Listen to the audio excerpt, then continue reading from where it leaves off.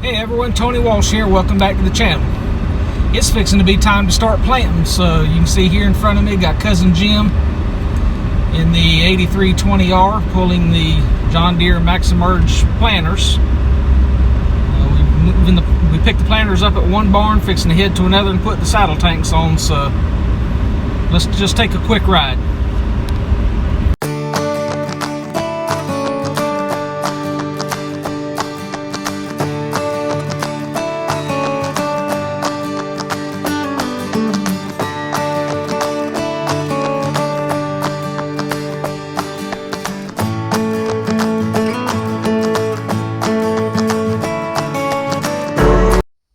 Okay, so you saw those introductory clips, and I tried to show how these things connect, but this is one of these tasks that it takes three people to do it, and you wish all three of you had 3 arms.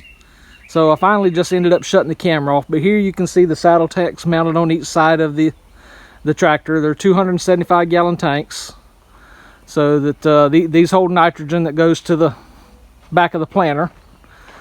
So here's what one looks like close, and it's held on this arm that bolts down here to the side of the tractor frame. You can see 4 bolts right there, and then there's 4 on the other side. This thing is really not that heavy. The heaviest part is right here. So when you got it up on the forklift like we had it, it's really easy to manipulate around, except these things are precision engineered in a factory, which gives you very little tolerance in the field. You saw in that clip where this was bumping. Well, when you finally get it put on, that's how much space you got between the muffler housing and the tank.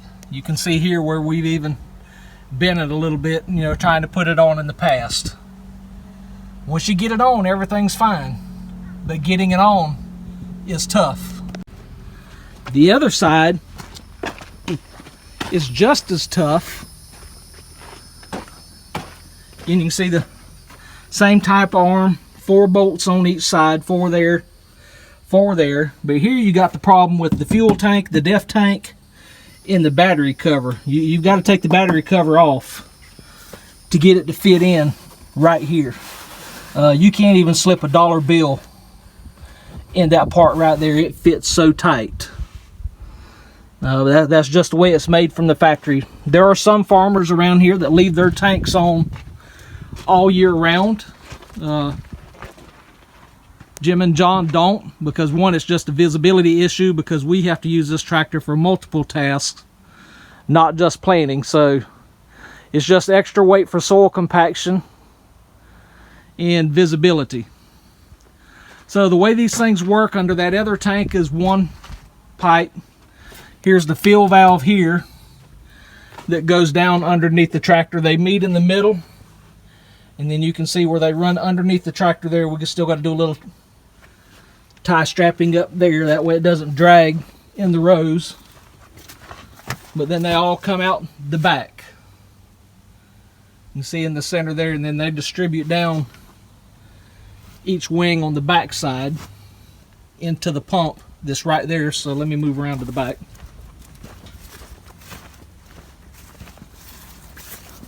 So the fertilizer comes from the front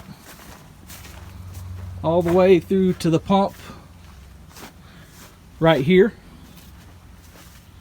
and then this is where it comes out at the end of the wheels behind the row.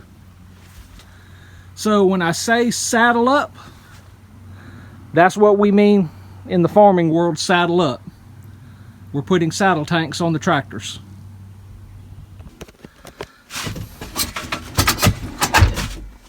So this would be the view when you're driving down the road, but when you're turning around and whatever, you can see those things stick way out. When you're driving down the road, they stick way out. Oh, when you're installing them, you can see we've got this mirror pushed in, but you got to make sure you push your mirrors in first, because if not, it'll bend the frames. So that mirror needs to be pushed back out. Because you can see on that one, it barely does get back into place. So when John Deere made these, they made them to where they would just fit. And sometimes that makes it tough in the field because they give no room to play with, and it makes it tough. So again, that's why we don't leave these things all the time. It just creates visibility issues. The weight is soil compaction issues.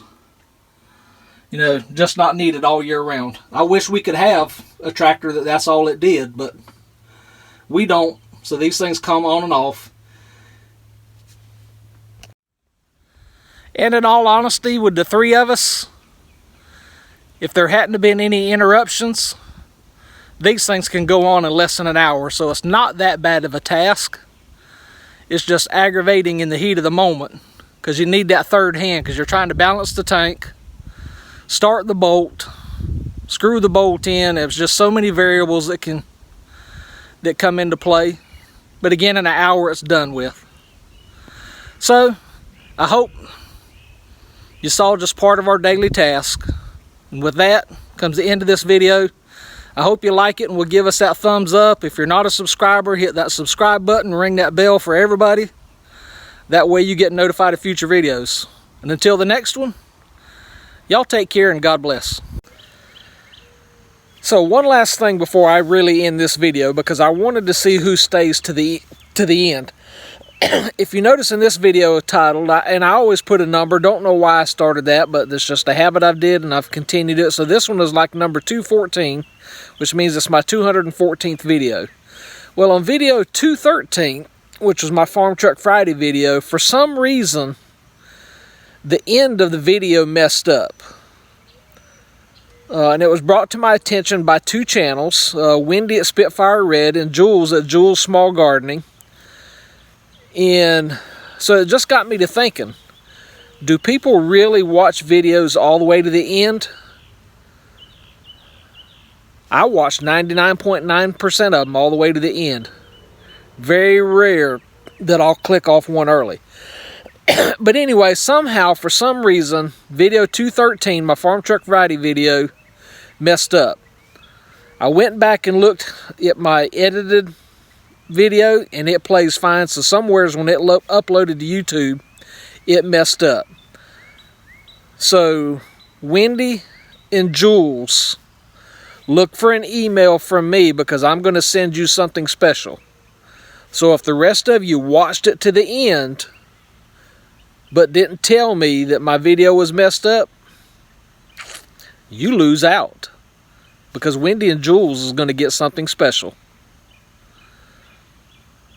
I really just wanted to say that we all need to be supportive of each other. While yes, I'm monetized, I'm never going to get rich off of YouTube. I know I have friends that just have 15 subscribers. You know, they're just starting out. But the whole thing for this here is we say we're family, we say we're a community. Let's watch each other's videos all the way to the end. If you speed through the ads, I don't make money. And that's okay. I'm not in it to get rich. But we all work hard on our videos. Whether it's informative to us as individuals or not. I was just watching one from Rick from Brook Acres today. And he hesitated posting the video because he really wasn't sure if it was informative to anyone. And my response to Rick was, even though it wasn't informative to me, I still watched his entire video all the way to the end. Because what's not informative to me could very well be informative to someone else. So if we say we're family, if we say we're a community, let's watch the videos to the end